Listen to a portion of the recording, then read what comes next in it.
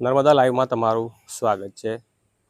આજે રાજપીપળાની અંદર 26 ડિસેમ્બરના બપોરના સમયે એક દુર્ઘટના બની છે। કહો કે અકસ્માત થયો છે। એક ભારદારી ટ્રેલરની અડફેટે આવેલા એક બાઇક સવાર યુવાન અને તેનો દીકરો દુર્ભાગ્યવશ રીતે આ અકસ્માતની અંદર એક યુવાને પોતાનો જીવ ગુમાવ્યો છે। તેમનું ઘટના સ્થળે જ મોત થઈ ગયું હતું, જ્યારે તેમના દીકરાનો બચાવ થયો છે।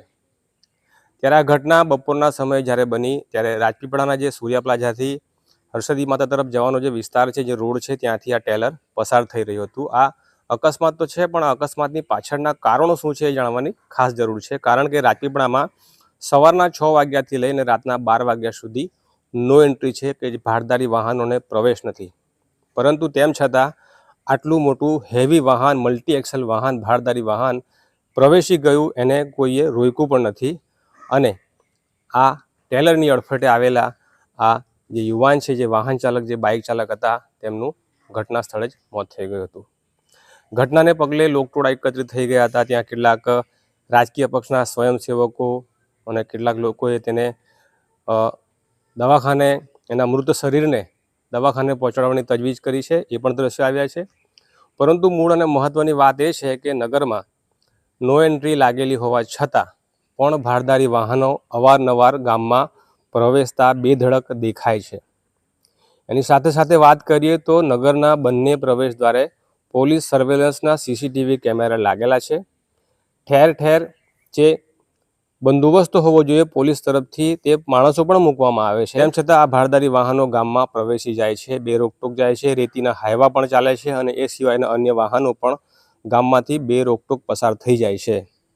રોજિંદી વાત કરીએ તો રાતના 10 વાગે જાણે નો એન્ટ્રી ખુલી ગઈ હોય તે રીતે રેતી ભરેલા ભારદારી વાહનોની લાઈનો પડે છે। અને જ્યારે રાજપીપળામાંથી પસાર થાય છે ત્યારે એક રીતનું કોહરામ મચી જાય છે, કારણ કે એક સામટા વાહનો ગામમાં પ્રવેશે છે। રાજપીપળાનું જે રાજરોક્ષીનો જે વિસ્તાર છે, ત્યાં પબ્લિક ગાર્ડન પણ આવેલું છે અને આ પબ્લિક ગાર્ડનમાં લોકો ફરવા આવતા હોય છે પોતાના પરિવારોને લઈને।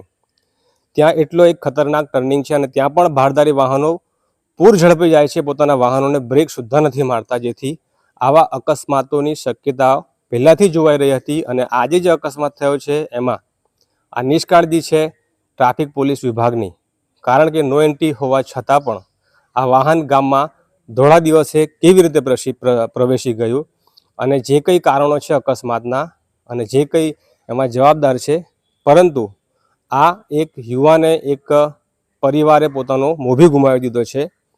સામાન્ય રીતે આપણે અકસ્માતની ઘટના જ્યારે જાણીએ છીએ ત્યારે આપણે થોડી વાર માટે ગમગીન થઈ જઈએ છીએ, પછી ભૂલી જઈએ છીએ, પરંતુ એવા કારણોની તપાસ કરવાની જરૂર છે।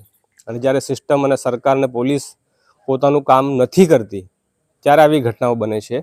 અકસ્માત તો કોઈ પણ કારણે થઈ શકે છે, એની ના નથી, પરંતુ સરકારે અને સરકારના વિભાગે જાહેરનામું પાડીને કહી દીધું છે, લખી દીધું છે કે ભાઈ સવારના 6 વાગ્યાથી લઈને રાતના 12 વાગ્યા સુધી ગામમાં ભારદારી વાહનોએ પ્રવેશ કરવો નહીં, તો એનું અમલ પણ થવો જોઈએ, પણ અમલ થયો નથી। અને આજે એક પરિવારે પોતાનું એક સ્વજન ગુમાવી દીધું છે। આજે બાળક એમની સાથે હતો, એનું અદ્ભુત બચાવ થઈ ગયો છે, પરંતુ આ વ્યક્તિનું એટલું ખતરનાક મોત થયું છે, એના દ્રશ્યો અમે તમને બતાવી નથી શકતા, બતાવવા માંગતા પણ નથી, કારણ કે આ જોઈ શકાય તેવી ઘટના નથી।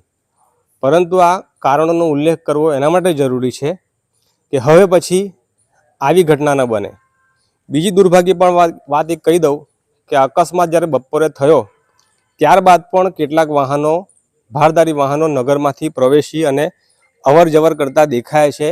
એનો મતલબ એવું કે એક વ્યક્તિનો જીવ ગયા પછી પણ હજુ કોઈને કંઈ ફરક પડ્યો નથી, હજી પણ નો એન્ટ્રીમાં વાહનો પ્રવેશે છે, અવર જવર થાય છે।